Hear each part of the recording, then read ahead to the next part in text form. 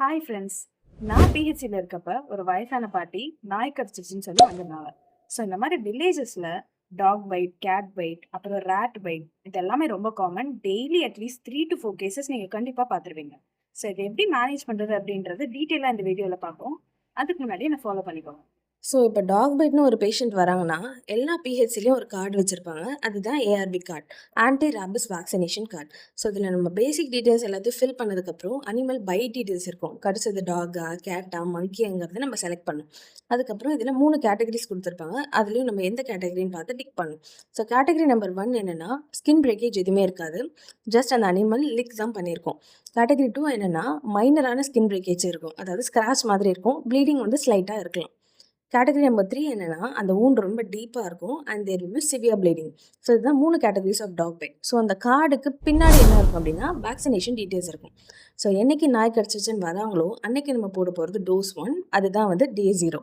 So இதை வந்து பேசிக்காக வச்சுக்கிட்டு நம்ம டே 3, டே 7, டே 28 வந்து போட போகிறோம். மொத்தமாக அதாவது 4 டோஸ் போடுவோம்.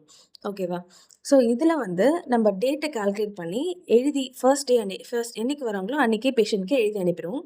ஸோ அந்த ரெஸ்பெக்டிவ் டேட் அன்றைக்கி அவங்க ஈஸியாக இந்த கார்டு எடுத்துகிட்டு வந்து அந்த வேக்சினேஷனை போட்டுப்பாங்க. ஸோ இந்த வேக்சினேஷனை எப்படி போடணும் அப்படின்னா, யூஸ்வலாக ஆன்டி ரேபிஸ் வேக்சினை வந்து இன்ட்ராடெர்மலி 0.1 ml at 2 sides. 2 sidesனால் ஒன்றும் இல்லை, ரைட் டெல்டாய்டில் போடுவோம், லெஃப்ட் டெல்டாய்டில் 0.1 ml. ஸோ போட்டுட்டு நீங்கள் கரெக்டாக போட்டிங்க அப்படின்னா அந்த இடத்துல ஒரு பல்ஸ் ஃபார்ம் ஆகும். ஸோ இப்போ வந்து நம்ம don'ts of the dog bite பார்க்க போகிறோம். எதுவுமே இந்த டர்மரிக், சில்லி பவுடர் அதெல்லாம் எதுவுமே அப்ளை பண்ணக்கூடாது. டைட்டாக பேண்டேட் பண்ணக்கூடாது. அந்த ஊண்டை வந்து சக் பண்ணக்கூடாது. ஸோ ஏஆர்வி நாளைக்கு போட்டுக்கலாம், இல்லை இல்லை அடுத்த வாரம் போட்டுக்கலாம் அப்படின்னு டிலேலாம் எதுவும் பண்ணக்கூடாது. ஸோ நீங்கள் வேக்சினேஷன் ஷெட்யூலில் என்னென்னைக்கு டேட் சொல்லியிருக்காங்களோ அன்றைக்கி கரெக்டாக வந்து வேக்சின் போட்டுக்கணும். அதை வந்து நம்ம ஸ்டாப்போ இல்லை டிலேவோ பண்ணவே கூடாது. ஸோ இதுதான் பேசிக்காக டாக் பைட்டில் இருக்க வேண்டிய தெரிய வேண்டிய இன்ஃபர்மேஷன். ஸோ இதை வச்சு நீங்கள் ஈஸியாக கண்டிப்பாக ஒரு டாக் பைட் கேஸை மேனேஜ் பண்ணிடலாம். Thank you and save it for later.